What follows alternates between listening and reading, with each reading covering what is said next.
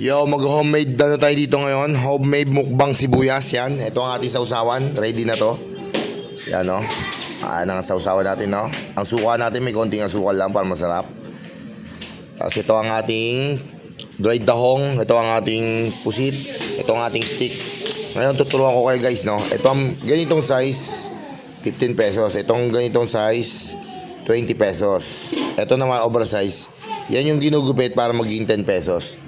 Dang, pawa ka, Dang. Ngayon, tuturuan ko kayo ng tamang pamamaraan eh, no? Katulad dito, maraming pusit. Yung ganitong size, 15 pesos. Yung ganitong size, 20. Ito yung ginagawang 10. Dito muna tayo sa ginagawang 10, no? Ngayon, pag bumili kayo ng pusit, 1 kilo, iba-ibang size. Ito, katulad nito. Oversize ulit, ito. Magkasukat sila, di ba? Ngayon, gagawin natin 10 piso yan. Hawakan mo. Yes, Dang. Tutok mo lang dito. Yan. Kaya paano natin gagawin 10 piso yan? Ganito natin gagawin yan 10 piso. Dalawang hiwa niyan. Ganyan. Pag malapad dito mo kan. Ano yun? Huwag kang malikot lang. Ano, no? Pag malapad, ganyan mo. Iwain mo 3. Isa. 3 na. Ilang hiwa na, 4 na. Tapos ito. Yung malaki na oversize, magiging 30 pesos. Ito pa, gupitin natin ulit, no? Oversize ulit. 10 pesos to, ginagawa natin 10 pesos.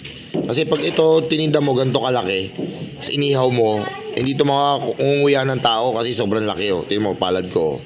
Sin laki. Hindi kakasya sa bibig. Ngayon, para magkasya sa bibig, at para mabenta, ganituin mo. Pindot, ganyan, lapad. Oh. Tapos, isa. Kasi ito, buntot. Pag ganito ang hiwa niya, buntot. Oh. Ngayon, gagawa na tayo 10 pesos. Ayusin mo ang tutok, day. Ito 2 piraso 10 piso. Haba niyan. Yung stick na yan, wala to. Pang ano na natin ito, homemade. Meron ako tindang stick, 120 pesos, 1,000 pieces. Ayun 10 pesos. Igawa pa tayo ulit ng isa. Ito naman puro laman. Yan lang 10 pesos na. Ang 10 pesos kasi nanggagaling sa oversize na pusit. Diyan yan napupunta sa, diyan mo yan makukuha sa oversize. Yan 10 pesos na. Tingnan nyo, ganito lang kadali. Ngayon gagawa tayong 15 naman dito, Dang. Yan, 15. Taas mo lang. Ito yung medium size. Ito yung large size. Tapos yung kanina, oversize. Ginawa ang 10 pesos. Ito naman gagawin natin 15.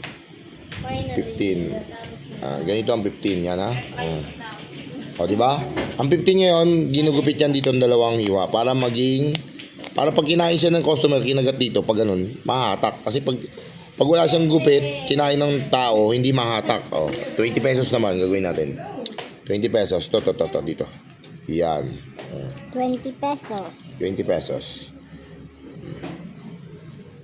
Yan. 1, 2, 3. 15, 20. 10 pesos. 15, 20. That's all guys. Ganun lang paggawa niyan guys. At kami magbumukbang na.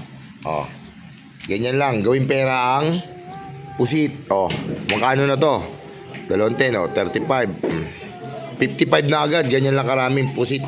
55 pesos na. Kaya 1 kilo mo magiging triple. Kaya tuturuan kita magnegosyo. Tara na. Bru.